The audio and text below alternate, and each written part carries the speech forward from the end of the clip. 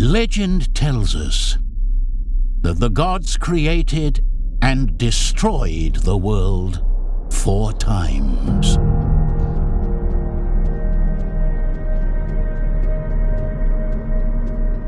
A ray of light beamed down from the sky and struck the earth.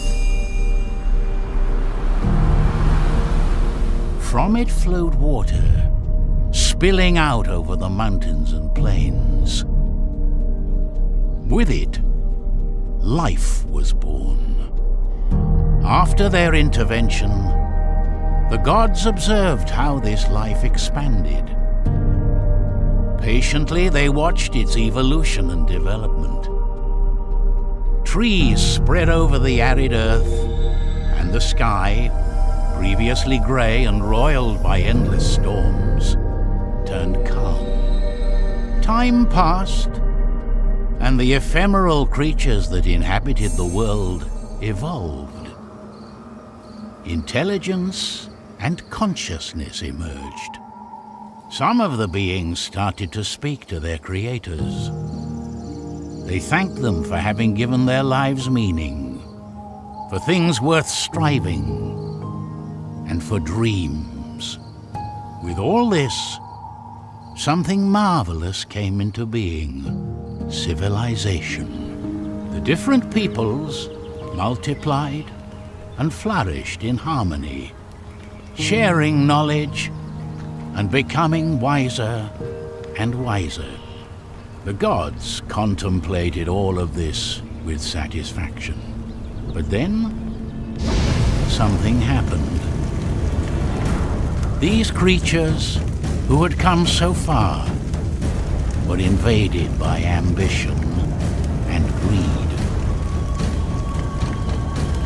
All the knowledge accumulated over centuries, all the advances, were now being used by some to dominate others.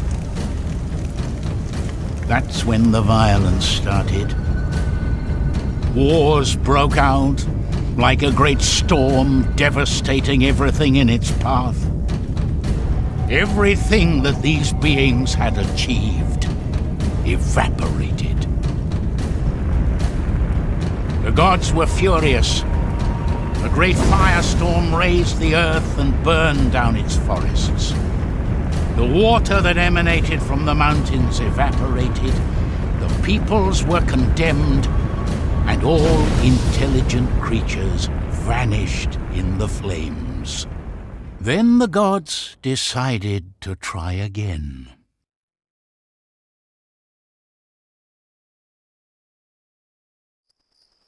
As the teachings of his master flooded his mind, Teku opened his eyes. In front of him he saw all the stars in the firmament. Suddenly he heard a fire crackling nearby. The last thing he remembered were the voices of alarm. His home was being attacked. Then he staggered to his feet. There was no time to lose. Before going into the forest, Teku looked back one last time. His village, once full of life, was now an immense flame that reared up against the darkness of the night sky. The few survivors left waved goodbye to Teku in a small gesture of hope. The tears streamed down their masks as they thought about all that had been lost. But there was no time to lose. He was determined to find Yaka and the rest of his men. After all, a light guide must never abandon its shaman, no matter what. After 3 hours of crossing the forest, as he followed the trail of the Wakchas, the first rays of sun started to filter through the branches of the trees. When he emerged from the thicket, Teku stopped at the foot of a cliff. The captor's trail ended there. There was a large marsh down below, and a few bonfires dotted the landscape. It could be them.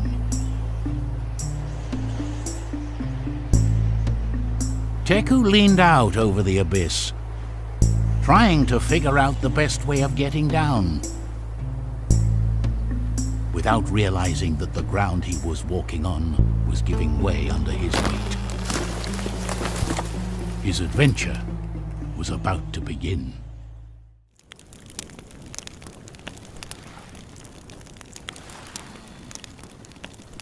The boat moved farther and farther away from the shore, until all that was visible was a tiny speck on the horizon. Teku had never been off the island before, but he knew that long ago his ancestors had come from across the sea. They told stories about the great Exodus, when his people were on the verge of disappearing.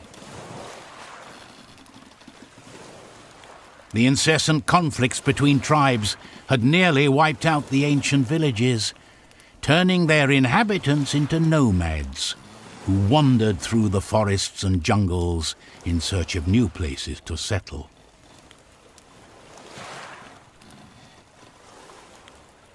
Teku looked up at the starry sky.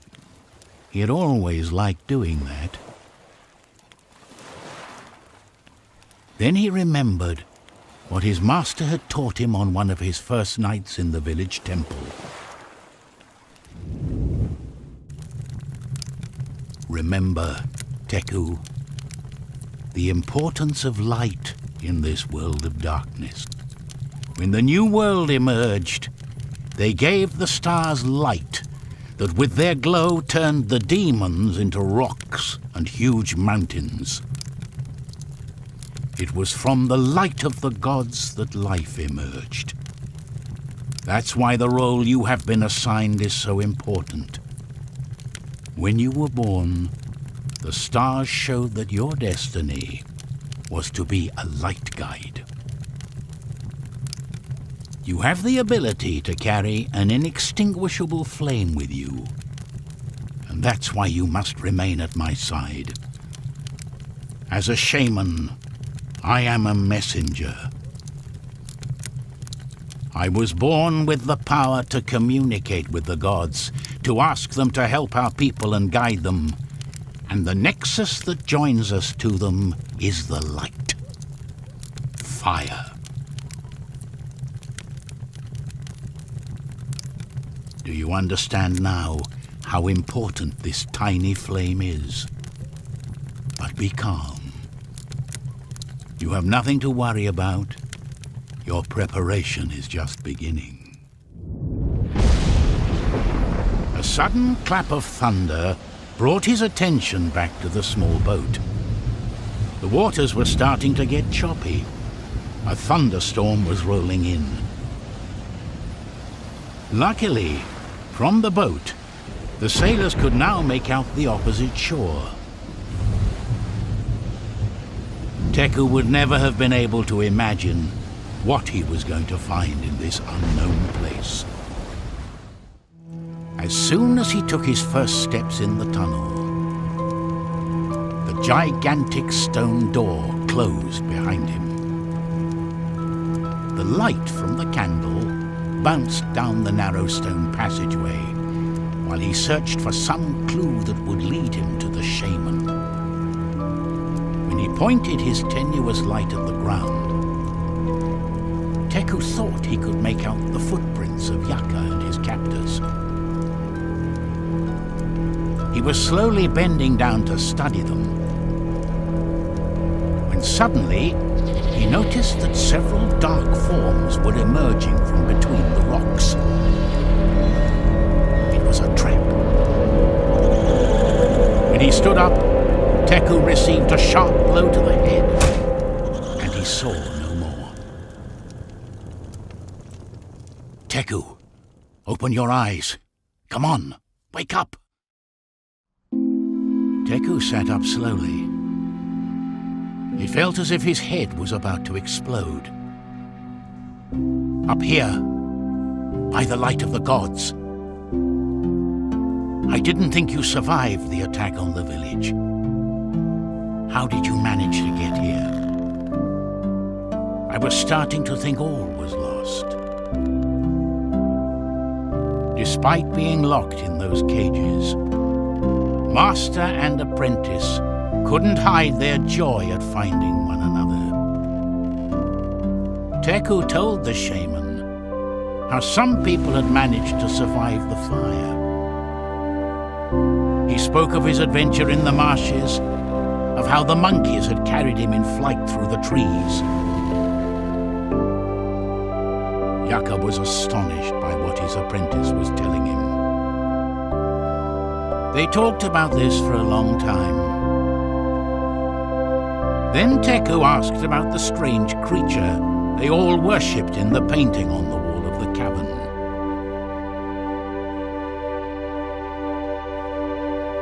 His master's expression suddenly turned serious, as if it was something he would have preferred never to have to speak about. It all started long before your birth. As you know, our ancestors were born after the fourth destruction of the world. Since then, we've populated the earth and tried to honor the gods, whose wrath could bring on another cataclysm.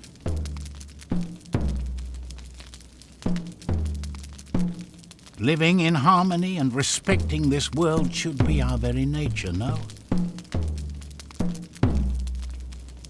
But there is something inside us, a dark corner inherited from the primeval night, that makes us place greed and power before all the good we might create.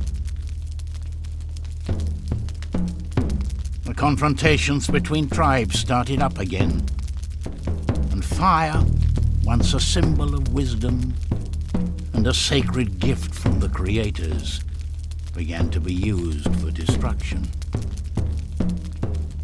We seemed doomed to repeat our fate. But this time we weren't alone.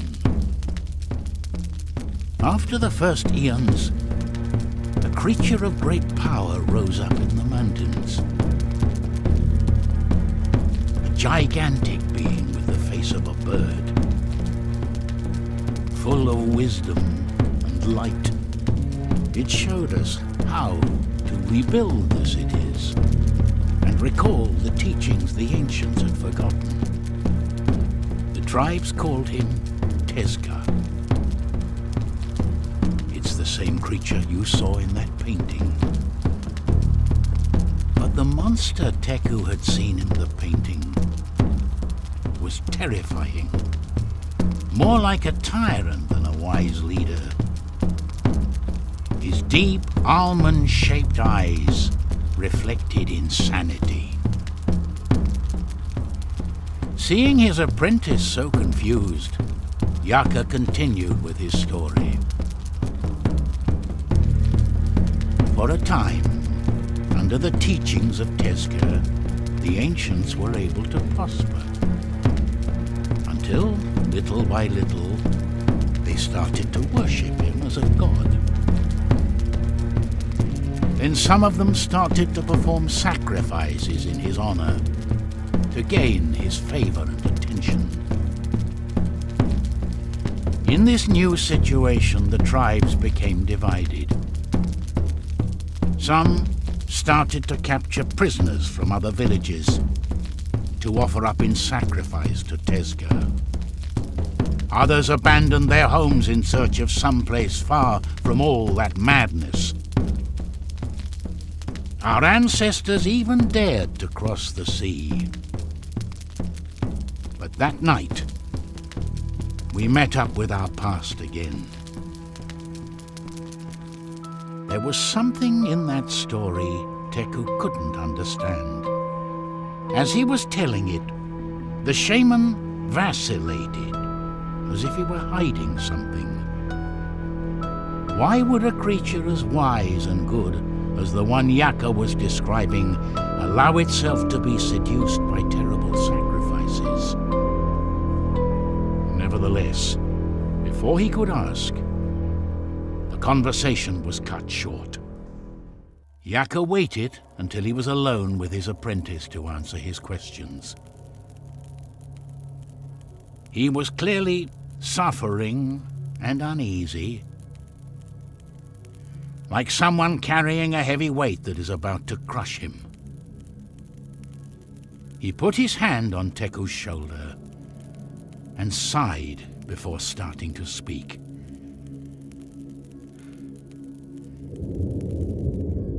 The Wakchas are not our enemies. They are behaving this way for the same reason our ancestors boarded ships and crossed the sea. They do it out of fear.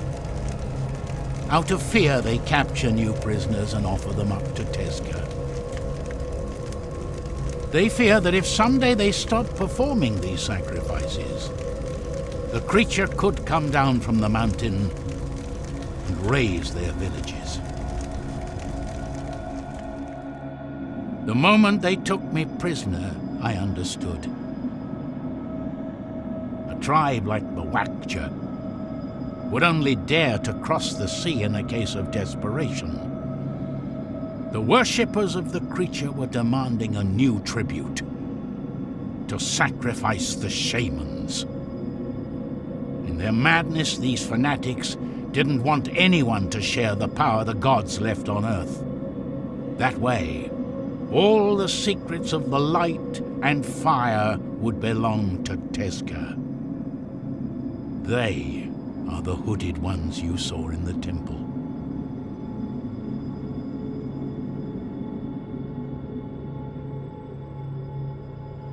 There is something, Teku, an ancient secret that I shouldn't tell you. But here we are in the great wooden temple, centuries after our ancestors abandoned it. Now I can see things more clearly than ever, and I realize what madness it has been to conceal it for so long. Tezca's birth wasn't the work of the gods. We created him. Teku turned pale. He couldn't believe what his master was revealing. His head was spinning, and a mixture of anger and fear invaded him. This is the secret the shamans have passed on to their successors, generation after generation. It all began when the wars started to break out again in the world. It was the dawn of the fifth creation, and we were again headed towards committing the errors of the past. To avoid the ire of the gods, the shamans decided to bring forth all their power in the world. They met in the temple, and out of the secrets of light and fire emerged Tezca. They thought that if a higher being that people could see and worship walked alongside them and guided them, they could put an end to the violence. And it worked. At first, the creature brought people back together, and they built cities and became wise again. But Tezca was the worker. And like them, in his heart, ambition and greed was starting to gestate. The dances and rituals ended up convincing the creature of his own divinity. The more the tribes worshipped him, the more his madness and greed increased, until he turned into the monster that today lives in the temple. That luminous and wise being turned into a portrait of the worst of ourselves. The rest of the story, you already know it.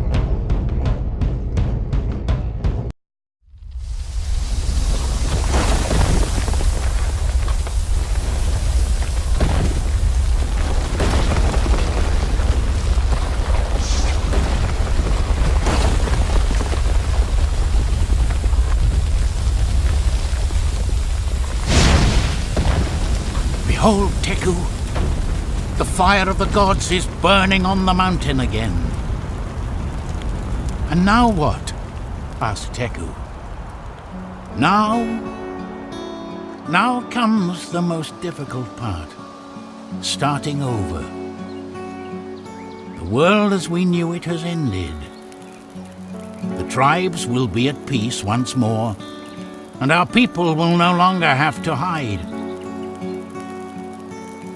But most of all, we must not let our errors be forgotten. We will rebuild our village, Teku. The fire of the gods must burn again in the temples. So today, this tiny candle you're holding means more than ever.